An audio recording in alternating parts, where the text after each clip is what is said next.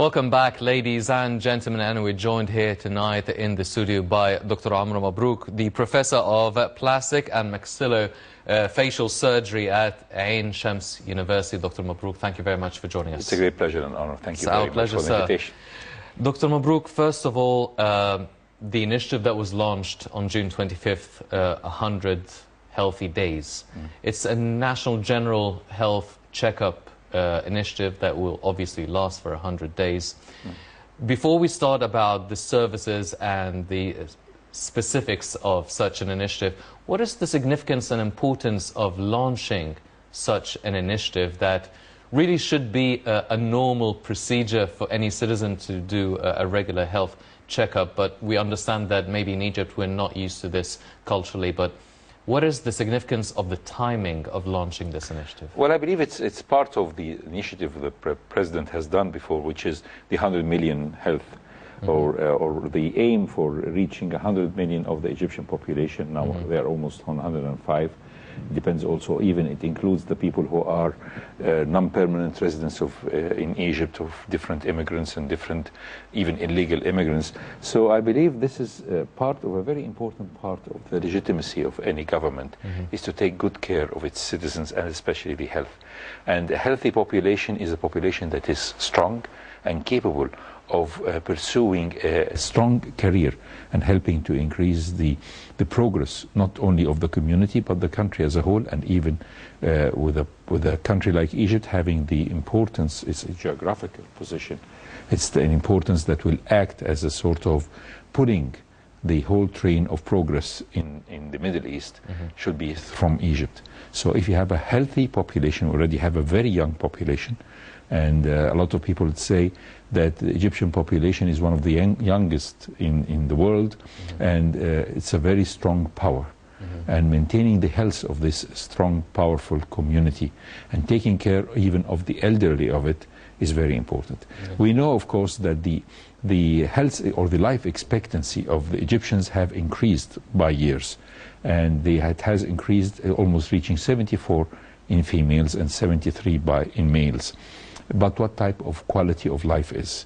In the 60s, we have seen the progress in the medical care that happened by the health unit, by the central hospitals, and where people started to take the pill of the diabetes control or the pill of the blood pressure, and they started to take it in the wrong way. The wrong way is that if I have a headache, then I would take a pill of the blood pressure. If I have a problem in my diabetes, or I'm going to the toilet many times, I will take the pill of the diabetes. And so there was no much medical education or general knowledge education for the people at that time. It was a great leap forward from the 40s and the 30s, but Egypt has been always a pioneer in the field of health. And we know that even in the medieval period, and why don't we go even further backwards in the pharaonic Egypt, we know that Egypt has had a very strong medical school that started in Memphis, which used to be the capital of Egypt in the Old Kingdom. And imagine the Old Kingdom. And at the time of the Djoser pyramid, which is the step pyramid, the architect who built this pyramid and who designed this pyramid was a doctor himself, and that was Amhotep. And he was later on worshipped as the god of health. And Amhotep was the one who started the medicine in the world, and he is the father of medicine, not Hippocrates, because Hippocrates, when he came to Egypt, he learned in Egypt for 150 years BC. We're talking about 4,000 years or 3,500 years before Christ. So it went on that Egyptian physicians are strong, and the national health program was there in ancient Egypt, was in pharaonic Egypt. And later on, even when the Mamluks came, they found that it's part of their legitimacy to take care of the health of their subjects. We have one of the oldest functioning hospitals in Egypt, that is Qalawun Hospital. It's been working since 1282. So when President Sisi came and started to take care of good health, he's following the footsteps of great Egyptians that did this. And this is very important, to work on the 100 million people, not just a part of the population, to give them the proper health care that they deserve. Yes. Ladies and gentlemen, as Dr. Mabrouk has mentioned, it is actually not a recent initiative or a certain direction that the country is taking. It's almost prehistoric, the attention given by the Egyptian state to its people. Let's check out this report regarding more initiatives that even preceded the 100 Healthy Days, and we'll be right back.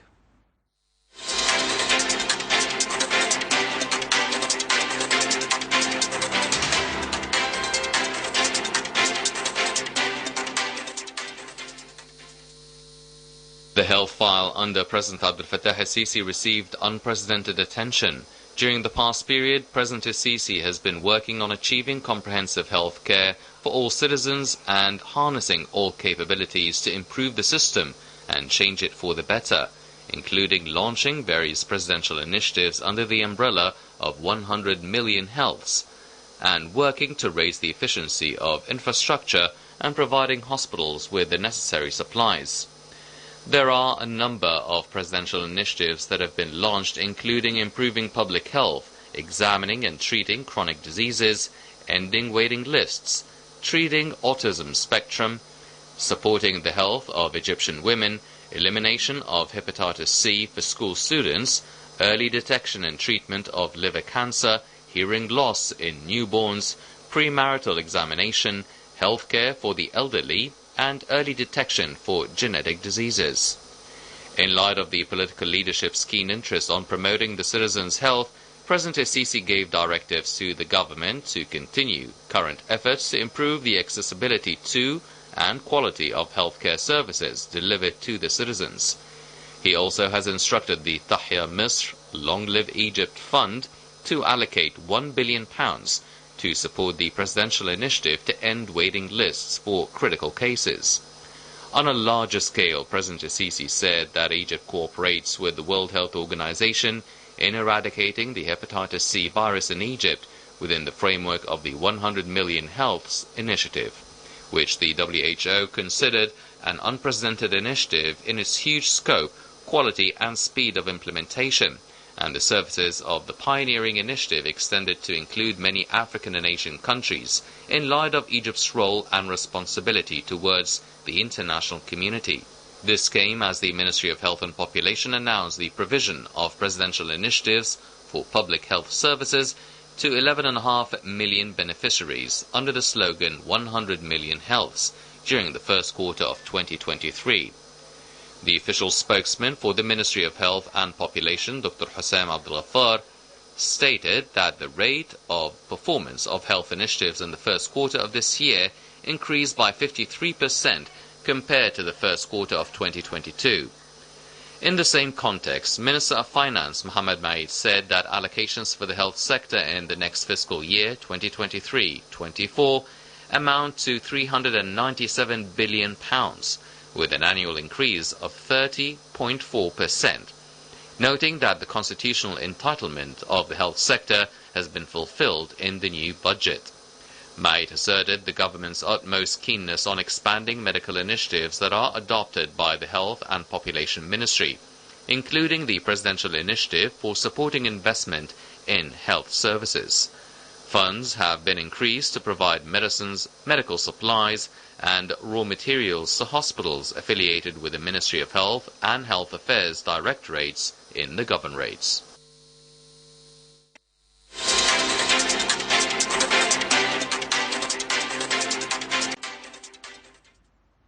Welcome back, ladies and gentlemen, continuing our discussion with Dr. Mabrouk. Sir, now, before we start, I mean, let's dig deep into it. The services provided by this 100 Healthy Days initiative, it is, I mean, we understand it really tries to detect early detection of tumors, chronic illnesses, and they seem to be quite important because there are high rates and percentages of chronic diseases in Egypt, also cancerous tumors and such. How important and what else is provided by such an initiative? Let's agree about something. The percentage of chronic diseases in Egypt does not differ much on other countries, either in the region or a world. It's international standards. But the point is how to reach these patients and how to diagnose them. Early diagnosis is a very important part. And I believe what's nice, what I read about this 100-day health, is that they are trying to get into early diagnosis. And the point is, you have a lot of agents and a lot of things that you do. You have the units of the primitive health units that are all over Egypt. You have almost 700 or 500, 600 hospitals all over Egypt that are involved in this.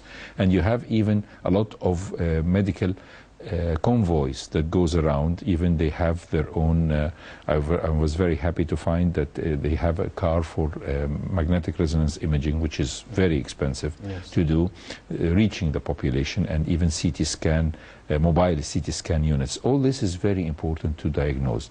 Early diagnosis is very important.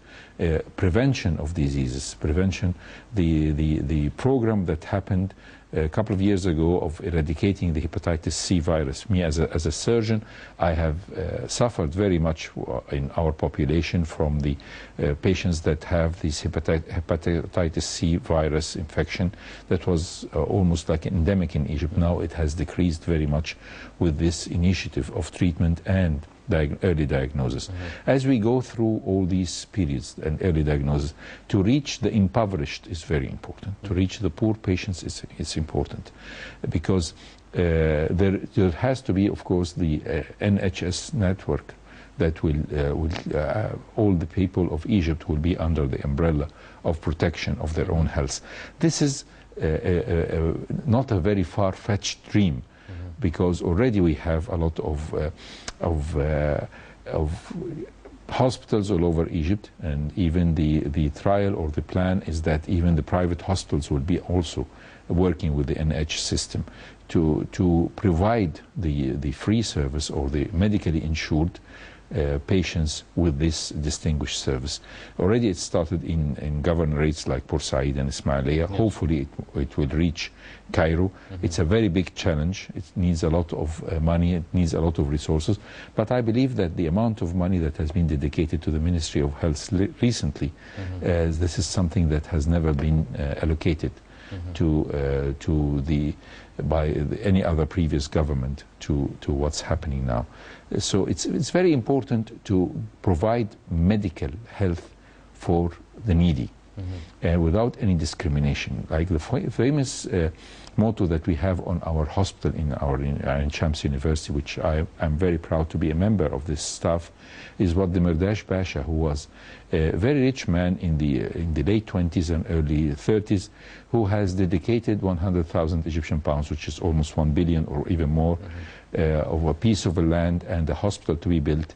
And it's written on it to treat patients for free with no discrimination between age, sex, race or religion. This is the motto. And this is what the Egyptian government is trying to do. There should not be any discrimination, and the people who are impoverished should receive proper humane health care, and I think this is what's been done. And to search for these patients and to give them the proper care is part of our task. It's our duty to present good service for people. We can see that the NH system working all over the world. I mean, a country as big as the United States does not have this medical insurance up till now, and a lot of people who are not having this medical insurance are denied the service, and unfortunately they are not given even their basic needs. While a country like, for example, Canada or UK, they have this NH system, but still they have a long waiting list. During the last 3 or 4 years, being on the helm of one of the departments, the Department of Plastic Surgery in Shams University, I was faced with the fact that always, even the president or the presidential initiative was to try to reduce the time of the waiting lists of the elective surgeries. And this is very important for the people to feel that there is somebody who's feeling them, or feeling their aches, feeling their pains, feeling their problems. This is very important to share, and there is a big difference, especially in the English language, between sympathy and empathy. And sympathy is good, But people who are sympathetic with you will just say hi, take good care of yourself, give you a slap on your shoulder and say, be brave. But empathy is that you're going to feel the pain of the others and you put yourself in their own shoes. If you have this, then you are going to be blessed. Yes. And I believe it's very important. It's part of the blessing that a country is having, is to have somebody who's directing it to feel the empathy of the people. Empathy is very important. Well, sir, I mean, you've touched upon something that is quite important. I mean, all these initiatives and services are provided for free. Yeah.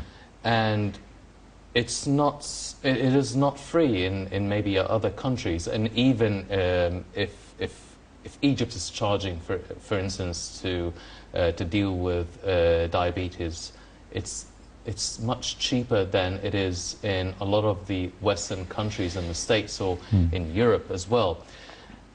And you've alluded to really on the way to eradicating virus C, which has been commended by the WHO. At the same time, Egypt is dealing with many, like the rest of the world, with many economic and financial difficulties, and many different sectors within the society needs a lot of financing. How are we finding this sort of balance to provide a really high quality medical service for millions of Egyptian citizens for free, at the same time that maybe other countries are not, and maybe we have other different sectors in Egypt and in our economy that needs much more financial assistance? I mean, how are we finding and hitting this balance? Well, I think it's very difficult, and it's a very big challenge. It's an hourly challenge. It's not just day to day. And I don't envy the minister. I don't envy the president for the big burden on his shoulders to try to fulfill what we can call an impossible dream, but hopefully it will be done. It needs a lot of cooperation, it needs a lot of dedication, and it needs a lot of financing. The first step which was made is increasing the budget of the Ministry of Health. Yeah, so it's the same, yes, yeah. and increasing the budget for the Education, Ministry of Education, because a successful country is the country that has, as I said before, a healthy, educated population that can pull the train of progress. And this is tough. This is a very big burden, and it needs a lot of courage and will. Yes. And definitely this is a big challenge. Dr. Mabrouk, now,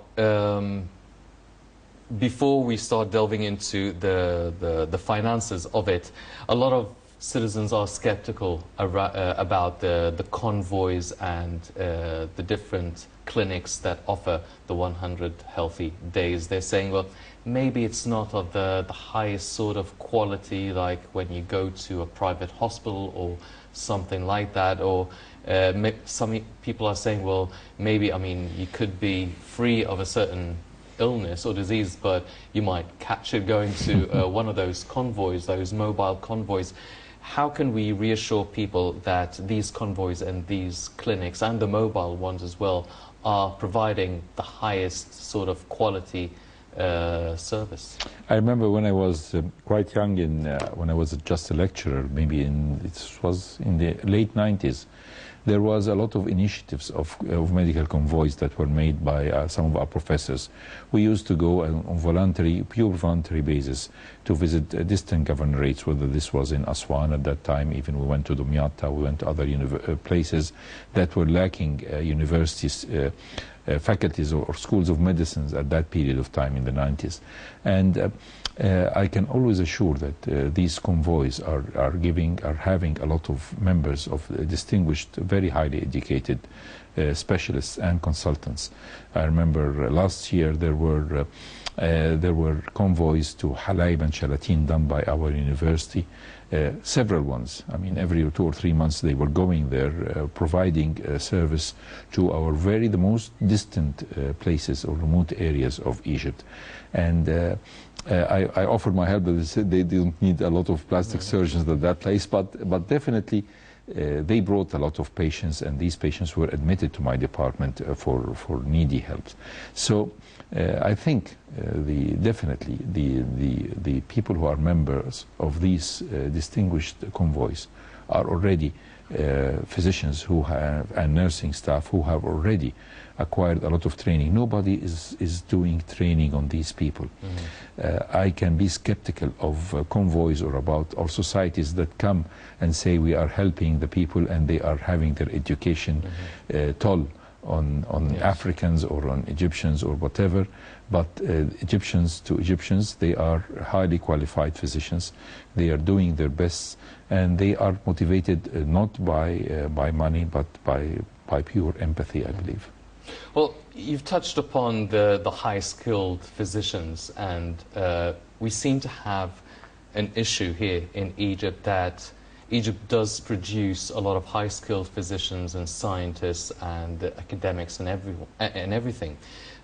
But the attraction and the temptation of traveling abroad and leaving the country, going to other countries, pursuing different careers abroad seems to be a challenge that Egypt is really working on overcoming and stopping, really. I mean, nothing against people trying to pursue careers elsewhere, but you still want to keep your natural sort of national treasures and those really skilled physicians.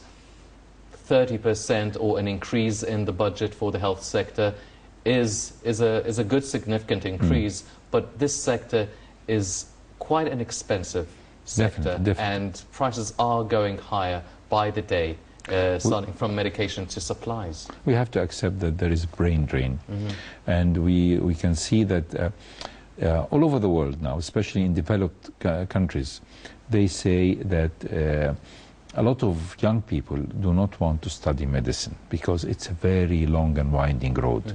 And you can ask me about that, and I can tell you pages about that. It's a very tough way to learn, to get the proper education. You have to have a master to teach you, and you have to have a dedicated master who is going to support you. And you need to be a humble student and to accept advice and sometimes accept even hard or harsh words to learn. And not everybody is capable of doing that. It's a 6 winding years in the undergraduate, and then you start searching for postgraduate studies and trying to learn. This is a lot of skills that has very high learning curve. And therefore, Europe and even the States, the whole world, are more into brain draining physicians from all over the world than forcing their young people to get to medical school. A lot of people are finding that the medical school is not that attractive. However, we know now, after this intelligence quotient things and the things that we are watching now is the artificial intelligence, that medicine is the only profession, whether medicine or nursing or every medical staff, is the only profession that will not be replaced in the coming 20 or 30 years by artificial intelligence. You need to have a personal communication. Nobody can diagnose. Even telemedicine has always to be very guarded. You cannot apply telemedicine or WhatsApp or all these applications smoothly. You can just have an idea, but you have to examine the patient yourself. You have to touch the patient himself and to have the proper history and ask the leading questions. All this put a burden, and therefore there can be on the rise again demand for physicians, and people will start to educate. How to combat the brain drain? I have no clue for that, but I'm sure that if the government concentrates on raising or giving incentives for the young physicians, attracting them to stay, this definitely will help Egypt to keep this very important fortune. You can see, and I see that, and when I teach to my students in the Faculty of Medicine, I see a lot of brilliant minds and a lot of kind people who are have chosen this difficult path. They all have in their minds a lot of high principles and a lot of idols and ideas, and they are very ready with ideas and innovations, and they can really make a difference. If we give our students more care and definitely attracting them and teaching them the value of staying in Egypt, but at the same time compensating them. This is definitely, if you are not even able to compensate them money-wise, then you have to compensate them on the emotional level. Telling them how much you evaluate their work, how much you say. It's very degrading when you say that there is a lot of negligence in the medical sector. These people are doing their best. These people are caring for you. These people are the ones who are your first line of defense. I remember that the first line of defense is not in a centrally well-equipped hospital. It's in a remote health unit that you might make, or somebody could make a car accident, and if he is not well prepared for that, he's your first line of defense. Be kind to them, because they are your saviors. Dr. Mabrouk, now we're talking today about the 100 Healthy Days initiative, but there are so many other initiatives that preceded that. The 100 million healthy lives, the Decent Life initiative with all its sort of medical attention that it is getting, targeting over 4,000 villages across the country. Also the national health insurance system that is being applied, started off in Bursaid, as you've mentioned before. So throughout all these initiatives over the past few years, what have we really learned about the medical culture of the Egyptian society, or our strong points or challenges or obstacles that we need to try and overcome and fix within our health sector? What did we learn throughout all these mega national health initiatives? We know that the road is long, it's difficult, but it needs a lot of united efforts. We have to be very strongly helping and supporting this rich population that we have. The medical population definitely deserves a lot of great care and appreciation. They need to be given the confidence that they deserve, because already they are doing a marvelous job. They are trying hard, they are doing their best, and they have a lot of aims. We need to support them, and we need to give them what they really expect, which is respect and admiration. And I believe that a lot of people now are changing their points of view. And the lesser we are seeing articles carrying these ambiguous sentence saying negligence in a medical hospital or negligence of a physician, we see a physician has saved the life of 2 or 3 people. The physician has given or donated blood for his patients. Things that are carefully done and are carefully knitted in and carefully impregnated in the attitude and the behavior of the Egyptian physicians, not today, not yesterday, but even many years back, centuries back. The Egyptian medicine has progressed since Muhammad Ali's times, and with the medical school of Qasr al-Aini in 1828, and the other medical schools that started for example, Ain Shams University in 1947, we're celebrating 75 years of Ain Shams Medical School.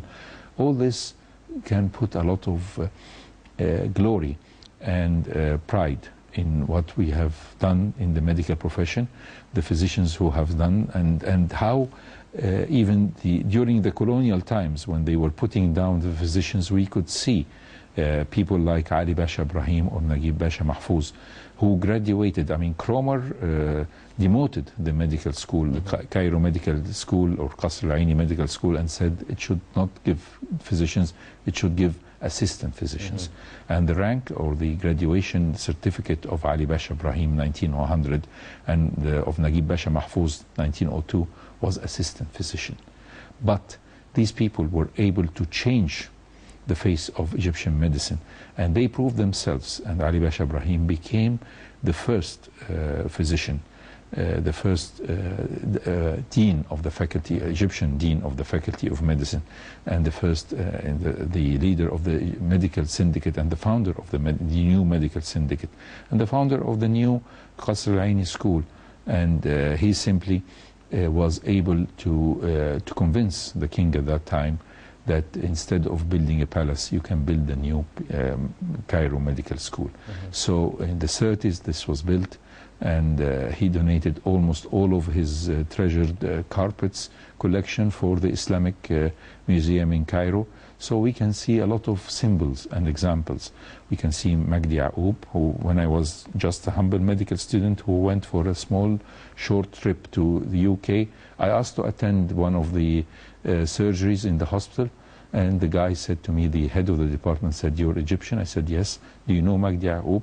This was back in the 80s. I said, "Yes, I heard about him." He said, for his sake, I will allow you in. So this is how it goes. Egyptian medicine goes on. Dr. Mabrouk, we're running out of time, but I have one last question now. This initiative is only 2 weeks old now, almost 2 weeks old, and there have been over 5 million beneficiaries from such an initiative. What happens next after all these free initiatives targeting the whole of the Egyptian population, when these mobile convoys and mobile clinics cease to move around the country and people are not tempted by the free of charge sort of medical attention? What happens next to sustain the influx of Egyptians really going to have their health checkups regularly and really having this mentality of taking care of themselves? I think it's not going to stop, this initiative. And you have to know that although there are mobile units and there are convoys, but still this initiative is going in the 5,000 health units and the 700 hospitals attached to it and the other university hospitals and a lot of hospitals around. And as long as there are Egyptian physicians and Egyptian health workers, I think Egyptians should not be worried. Yes. Ladies and gentlemen, on such a very reassuring note by Dr. Mabrouk, it is definitely a culture that Egyptians should really embrace, and great efforts by the state having these initiatives, calling on all Egyptians to hop on the bandwagon and go to the 100 Healthy Days initiative, have their regular general checkup. Unfortunately, that's all the time for this edition of the Daily Debate. But before we go, I'd like to thank my very distinguished guest, Dr. Amr Mabrouk, the Professor of Plastic and Maxillofacial Surgery at Ain Shams University. Dr. Mabrouk, thank you very much for joining us. Thank you very Pleasure much. is ours, sir. Ladies and gentlemen, please stay tuned for more coming up on Nile International. I'm Hany Seif. Thank you for joining us.